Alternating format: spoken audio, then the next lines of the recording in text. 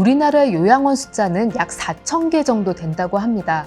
앞으로 1, 2년 뒤면은 우리나라 노인 인구가 1,000만 명이 넘어가게 되는데요.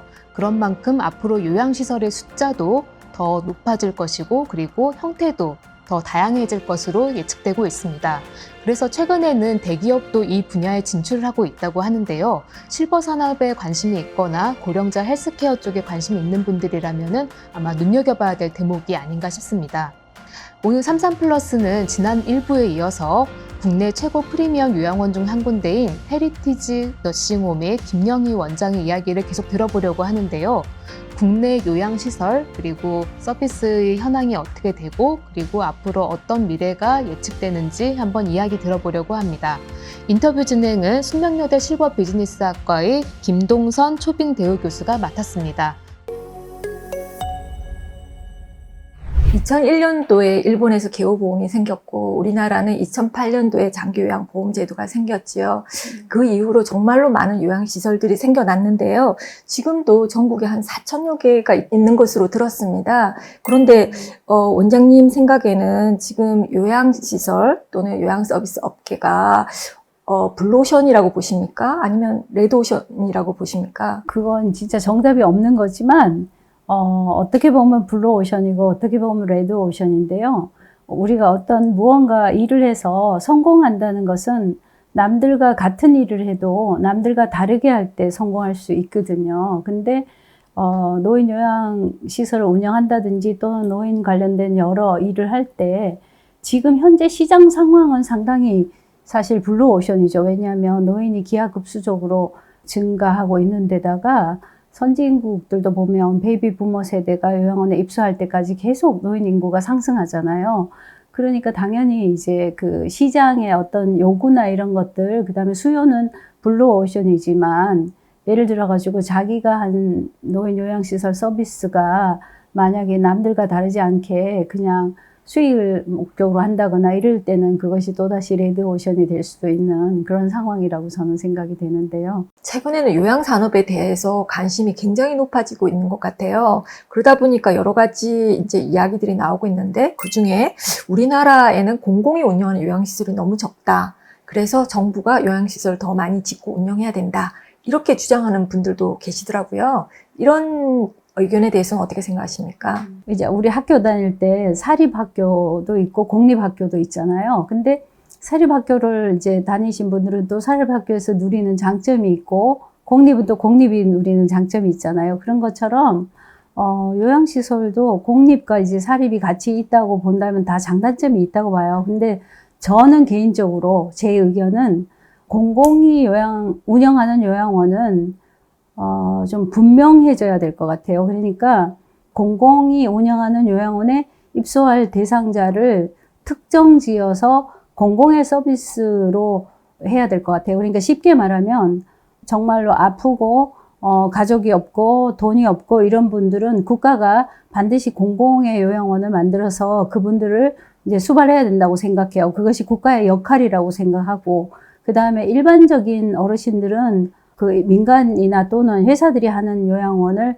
잘 활성화시켜서 선택의 폭도 넓혀주고, 그 다음에 자기 경제적인 여건에 따라서 시장 경제 원리에 맞게 잘 운영되도록 국가가 제도를 편안하고 입소자 중심 또는 가족 중심 또는 보호자 중심으로 제도를 잘 편안하게 만들어주는 것이 맞다고 봅니다. 그래서 쉽게 말하면 지금 공공이라고 하고 만들어 놓고 그 입소자 이용객은 다 동일하거든요. 그러니까 이것이 어떤 민간이 한 거하고 경쟁력에서 이미 출발 전부터 달라지는 거거든요. 왜냐하면 공공은 자금이 국가가 나오는 거고 그 다음에 사립은 개인이 하는 거잖아요. 그러니까 이미 출발 자체가 다른데 잣대를 똑같이 대고 지금 하고 있는 거는 좀 불합리하다고 저는 현장에서 느끼고 있거든요. 최근에는 보험회사들이 요양 서비스 시장에 진입하기 위해서 많은 노력을 하고 있다라고 들었습니다. 원장님께서는 이렇게 보험회사 또는 대기업이 진출하는 거에 대해서 어떻게 생각하십니까? 우리나라가 처음에 노인 요양 시설을 이제 그 서비스 사업으로 시작할 때 정부에서는 이제 민간에게 노인 요양시설을 운영하는 그런 이제 기회를 줬죠. 근데 많은 민간인들이 정부 제도가 아직 정착되지 않은 상황에서 굉장히 고생 많이 했어요. 사실은 되게 힘들게, 지금까지 이제 그 요양시설을 이끌어 왔다고 저는 생각이 돼서 제가 보통 사람들한테 말할 때, 우리 민간 노인 요양시설 운영자들이 진짜 그 아주 그 땅 다지기를 쓰레기 매립장 다지기 하듯이 하지 않았나 이런 생각을 할 정도로 고생을 많이 했고 이제 힘들게 여기까지 왔는데 최근에 기업들이 노인 요양시설 사업에 관심을 이제 가지게 되면서 개인적으로 노인 요양시설을 운영하는 분들이 위기감을 많이 이제 느끼고 있기는 해요. 그러나 저는 이제 이것도 시대의 흐름이라 기업도 진출해야 되고 개인도 잘 운영해서 같이 경쟁체제로 가는 것이 바람직하지 않나 이런 생각합니다. 왜냐하면 또 기업이 하면 기업이 하는 장점이 있고 개인이 했을 때 또 개인이 하는 장점이 있기 때문에 서로 잘 경쟁해서 시대 흐름에 맞춰서 좋은 그 요양시설을 만들어내는 것이 목적이니까 바람직하지 않다고 할 수는 없다고 저는 생각하고 있습니다. 네. 그러니까 기업이 요양 산업에 진출하는 것은 어떻게 보면 대세이다 이렇게 보시는 네. 거죠. 네. 그렇다면 아마 이제 기업이 진출을 하게 되면 아무래도 헤리티지와 같은 프리미엄 요양원을 많이 지을 거라고 생각이 들어요. 그 점에 대해서는 어떻게 생각하세요? 저는 지금까지 우리나라 요양시설이 그 어려운 와중에도 민간인들이 잘 꾸려왔지만 어떤 자금이나 이런 경제적인 문제 때문에 사실은 환경이 그렇게 좋은 요양시설을 만들어 오지는 못했다고 생각을 해요. 그런데 기업이 할 때는 아무래도 자금력이 좋잖아요. 그러다 보니까 환경이나 이런 것들이 상당히 더 업그레이드 되고 해서, 물론 뭐 또 이제 돈이 있는 분들과 없는 분들에 따라서 요양원 선택의 차이가 있겠지만 좋은 환경에 또는 좋은 서비스의 요양원을 기업들이 만들어 나가는 거에 대해서 일반 국민들이 환영하고 좋아할 거라고 생각하기는 합니다. 네, 어떻게 보면 선택의 폭이 넓어진다는 것이죠. 네네. 지금은 그냥 4인실에서 생활을 해야 되지만 앞으로는 자기에게 경제적 수준에 맞는 시설을 고를 수 있는 그런 기회가 될 수도 있다라고 네. 생각을 합니다. 헤리티지 너싱홈을 운영을 하시다가 종근당에 이제 매각을 하신 걸로 알고 있는데요. 종근당이 조금 적극적으로 이제 프리미엄 너싱 요양원 진출을 좀 생각을 하고 있는 듯 합니다.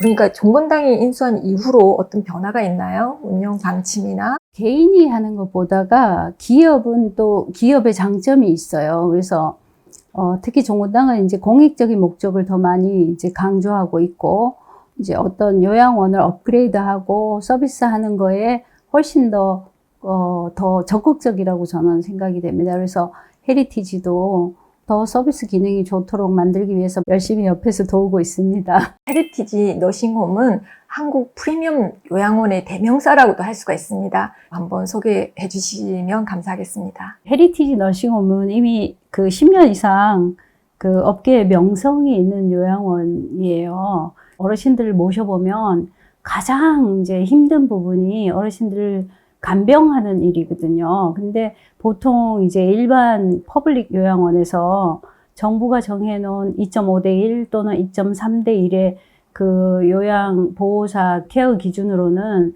사실은 절대로 만족할 만한 그런 케어를 하기가 물리적으로 너무나 어렵습니다. 근데 헤리티지는 요양 보호사 배치 기준을 상당히 강화해서 대부분 1대1 또는 2대1 많게는 4대1 인력을 더 많이 배치했기 때문에 그 서비스에서 이제 가장 특화되어 있다고 볼 수 있고요.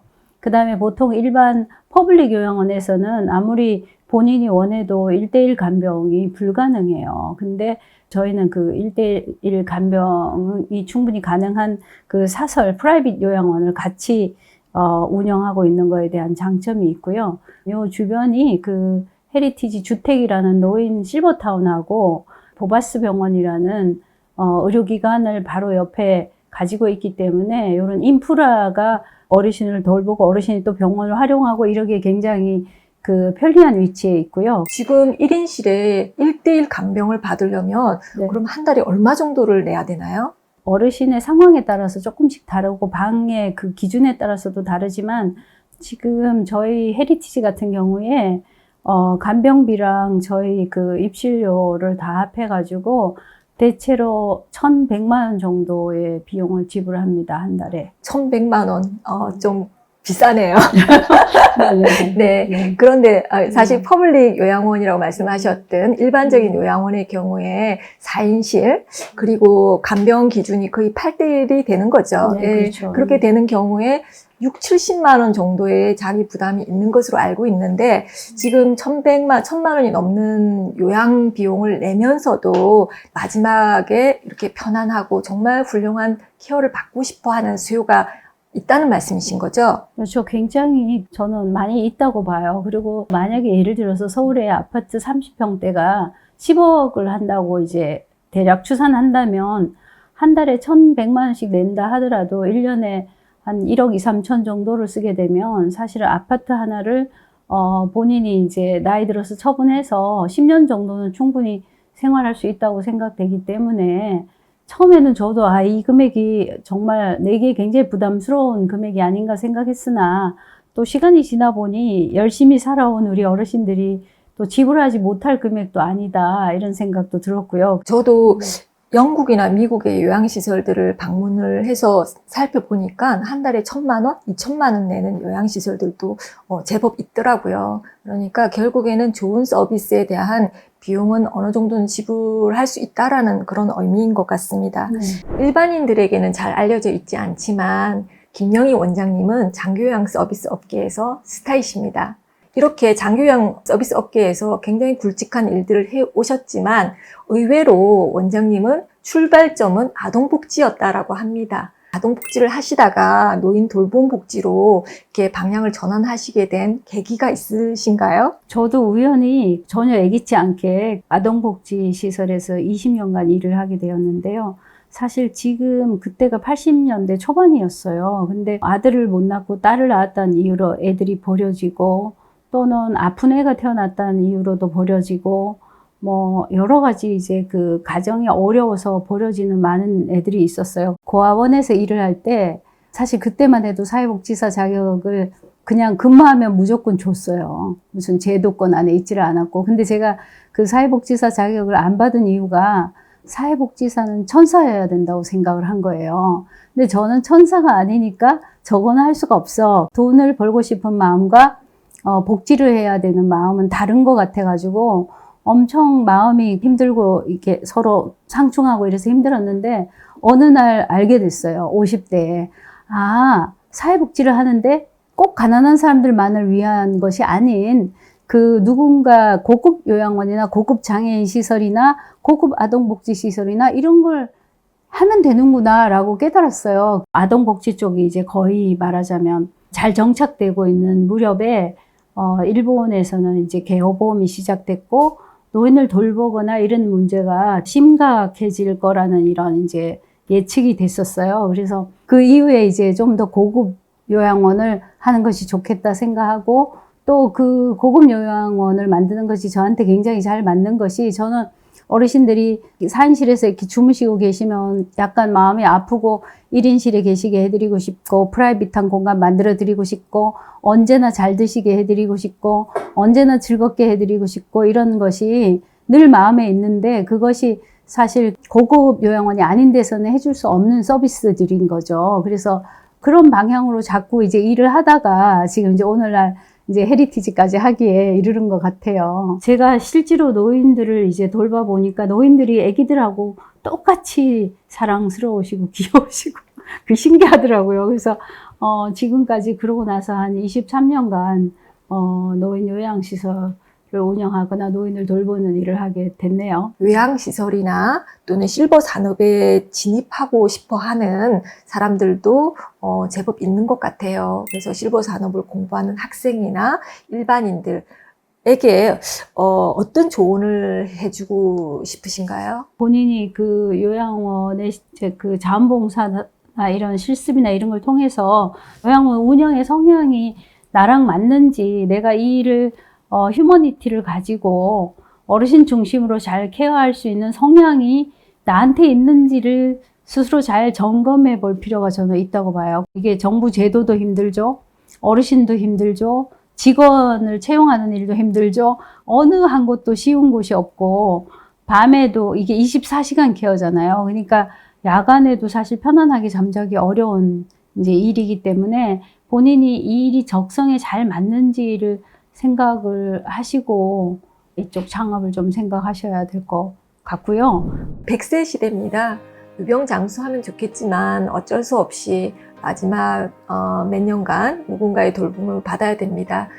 이때 이제 이 돌봄 서비스를 담당하는 요양시설들 또는 요양 서비스를 제공하는 종사자들이 좀 더 좋은 서비스, 사람 중심 케어를 한다면 우리 노후는 끝까지 안전하고 사람다우게 이루어지지 않을까라는 생각을 하게 됩니다. 오늘 함께 해주셔서 정말 감사합니다. 감사합니다.